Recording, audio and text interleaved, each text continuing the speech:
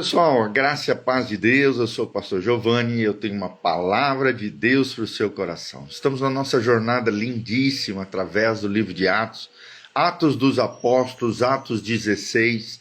Tenho certeza que Deus vai falar ao seu coração nessa manhã maravilhosa. A cada manhã, a palavra de Deus nos ensina coisas maravilhosas. Ela é a lâmpada para os nossos pés, a luz para o nosso caminho. Ela é a bússola do crente, é a nossa regra de fé e de conduta. Então, abra o seu coração e deixa Deus falar com vocês, tá bom? Atos, capítulo 16, a partir do primeiro versículo, vamos ler um trecho, explicar e depois aplicá-lo no nosso coração, na nossa vida, sempre lembrando que não basta ler e compreender, precisamos aplicar a palavra de Deus a cada dia, a fim de que possamos viver a vida que Deus sonhou e planejou para nós. Atos 16:1, chegou também a Derbe, a Listra, havia ali um discípulo chamado Timóteo, filho de uma judia, crente, mas de pai grego. Dele davam bom testemunho os irmãos em Listra e Icônio. Quis Paulo que ele fosse em sua companhia, e por isso circuncidou por causa dos judeus daqueles lugares, pois todos sabiam que seu pai era grego. Ao passar pelas cidades, entregavam aos irmãos para que as observassem as decisões tomadas pelos apóstolos, pelos presbíteros de Jerusalém. Assim as igrejas eram fortalecidas na fé e dia a dia aumentavam em número. E percorrendo a região frígio-gálata, tendo sido impedidos pelo Espírito Santo de pregar a palavra na Ásia, defrontando Mísia, tentaram ir para Bitínia, mas o Espírito de Jesus não o permitiu. E tendo contornado Mísia, desceram a Troade. E à noite sobreveio a Paulo uma visão na qual um varão macedônio estava em pé e lhe rogava dizendo: passa a Macedônia e ajuda-nos. Assim teve a visão e imediatamente procuramos partir para aquele destino, concluindo que Deus nos havia chamado para lhes anunciar o evangelho. Tendo, pois, navegado de Troade, seguimos em direitura a Samotrácia, no dia seguinte a Neápolis e dali a Filipos, cidade da Macedônia, primeiro do distrito e colônia. Nesta cidade permanecemos alguns dias. No sábado saímos da cidade para junto do rio, onde nos pareceu haver um lugar de oração. E assentando-nos, falamos às mulheres que ali tinham concorrido. E certa mulher chamada Lídia, da cidade de Tiatira, vendedora de púrpura, temente a Deus, nos escutava. E o Senhor lhe abriu o coração para atender às coisas que Paulo dizia. Depois de ser batizada, ela e toda a sua casa nos rogou, dizendo: se julgais que eu sou fiel ao Senhor, entrai na minha casa e aí ficai. E nos constrangeu a isso.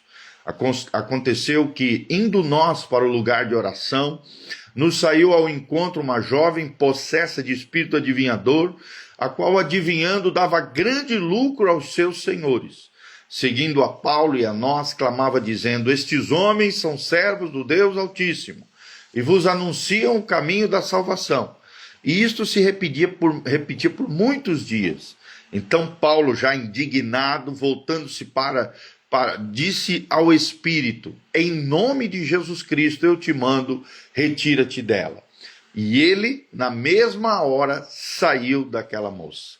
Vendo os seus senhores que se lhes desfizera a esperança do lucro, agarrando a Paulo e Silas, o arrastaram para a praça e à presença das autoridades. E levando-os aos pretores, disseram: estes homens, sendo judeus, perturbam a nossa cidade, propagando costumes que não podemos receber nem praticar, porque somos romanos. Levantou-se a multidão unida contra eles, e os pretores, rasgando-lhes as vestes, mandaram açoitá-los com varas. E depois de lhes darem muitos açoites, os lançaram na cárcere, ordenando ao carcereiro que os guardassem com toda a segurança. Este, recebendo tal ordem, levou-os para a cárcere interior e lhes prendeu aos pés no tronco, e por volta de meia-noite Paulo e Silas oravam e cantavam louvores a Deus, e os demais companheiros da prisão escutavam. De repente sobreveio o tamanho terremoto que sacudiu os alicerces da prisão, abriram-se todas as portas, soltaram as cadeias de todos, O carcereiro despertou do sono e, vendo abertas as portas da cárcere, puxando a espada, ia se suicidar, supondo que os presos tivessem fugido. Mas Paulo bradou em alta voz: não te faças nenhum mal, que todos aqui estamos. Então o carcereiro, tendo pedido uma luz, entrou precipitadamente e trêmulo prostrou-se diante de Paulo e Silas. Depois, trazendo-os para fora, disse: senhores, que devo fazer para que seja salvo? Respondeu-lhe: crê no Senhor Jesus e serás salvo, tu e a tua casa. E lhe pregaram a palavra de Deus e a todos os de sua casa, e naquela mesma hora da noite, cuidando deles, lavou-lhe os vergões dos açoites, e a seguir foi ele batizado com todos os seus. Então, levando-os para sua própria casa, lhe pôs à mesa, e com todos os seus manifestava grande alegria por terem crido em Deus. Quando amanheceu, os pretores enviaram oficiais de justiça com a seguinte ordem: põe aqueles homens em liberdade. Então o carcereiro comunicou a Paulo essas palavras. Os pretores ordenaram que fossem postos em liberdade. Agora, pois, saí e ide em paz. E Paulo, porém, lhes explicou: sem ter havido processo formal contra nós, nos açoitaram publicamente e nos recolheram ao cárcere, sendo nós cidadãos romanos. Querem agora às ocultas lançar-nos fora? Não será assim. Pelo contrário, venham eles e pessoalmente nos põem em liberdade. Os oficiais de justiça comunicaram isso aos pretores, e esses ficaram possuídos de temor, de medo, quando souberam que se tratava de cidadãos romanos. Então foram ter com eles, lhe pediram desculpas e, relaxando-lhes a prisão, rogaram que se retirassem da cidade. E, tendo se retirado do cárcere, dirigiram-se para a casa de Lídia. E, vendo os irmãos, os confortaram e então partiram. Amém? Que essa palavra abençoe o seu coração. Mas que lições preciosas podemos aprender através de Atos 16? O tema de hoje é o Evangelho que transforma carcereiros. O Evangelho que transforma carcereiros. É interessante que observamos que quando o Espírito Santo assume o controle, tudo muda. Vemos aqui em Atos 16 uma espécie de manual divino para a igreja missionária, mostrando que o Espírito Santo dirige, converte, liberta, transforma os mais improváveis. Em Filipos, o Evangelho rompe cadeias físicas e espirituais, provando que nenhuma prisão pode deter o avanço do reino de Deus. Primeiro vemos a equipe e a direção divina. O primeiro pontinho que queremos destacar para vocês, a primeira lição: a equipe e a direção divina. De 1 a 10, vemos um discipulado estratégico, né? E aqui a pessoa mencionada é Timóteo, que depois aparece em vários trechos da palavra de Deus, inclusive tem 2 livros escritos no seu nome. Paulo circuncisa Timóteo, um filho de uma mãe judia e de um pai grego. É interessante que não foi aqui contradição doutrinária, mas sabedoria missionária. Timóteo evangelizaria sempre primeiro os judeus. Então, dentro da liberdade cristã, aprendemos que liberdade cristã não é insensibilidade cultural. Pelo contrário, é sabedoria do alto a fim de alcançar o máximo de pessoas possíveis. E logo em seguida, no versículo 6 a 10, vemos o impedimento e a visão. O Espírito Santo os impediu de pregar na Ásia. O Espírito de Jesus não os permitiu entrar na Bitínia, mas tiveram uma visão de um macedônio, dizendo para eles: passe para a Macedônia e nos ajude, no versículo 9. Então aprendemos as seguintes lições: Deus fecha portas para abrir as certas portas que só Deus tem. Segundo, o Espírito guia negativamente, impedindo também pessoas e situações, e positivamente, através da visão que ele recebeu. Então, missões sem direção divina é ativismo estéril. Então, precisamos, dentro do nosso propósito, dentro das missões, dentro daquilo que Deus nos manda fazer em prol do seu reino, precisamos da direção divina de Deus sobre nós. Segundo ponto que queremos destacar, do 11 ao 40. Filipos, né, a cidade de Filipos, depois se torna uma carta aos filipenses, o evangelho que rompe estruturas. Em Filipos, vemos o evangelho que rompe estruturas de 11 a 14, do versículo 11 ao versículo 40, até o final, na verdade. Então vemos aqui a conversão na margem do rio, de uma mulher chamada Lídia. esse encontro com mulheres judias fora da cidade, uma coisa diferente, diferenciada, debaixo da direção do Espírito. Vemos que ali surge uma grande personagem, Lídia, uma vendedora de púrpura, e a Bíblia diz que o Senhor lhe abriu o coração. Olha que coisa linda, só Deus pode abrir o coração humano. E aqui vemos a importância da oração, da intercessão, para que Deus abra o coração das pessoas.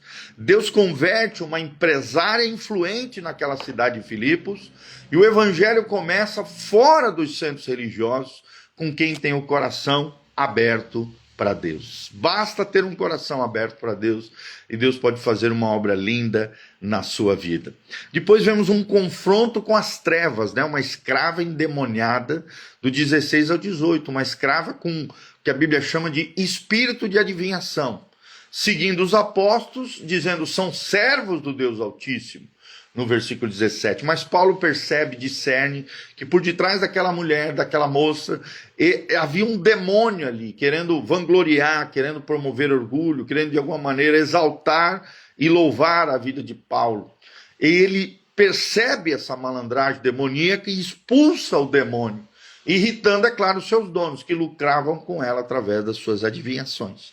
É interessante, podemos aprender que Satanás tenta confundir a verdade, mas Paulo não negocia a verdade com o mal. O evangelho autêntico confronta estruturas de opressão, e é o que nós aprendemos no texto da palavra de Deus. Logo em seguida vemos a prisão e o terremoto divino, de 16 a 26. Paulo e Silas são açoitados e presos.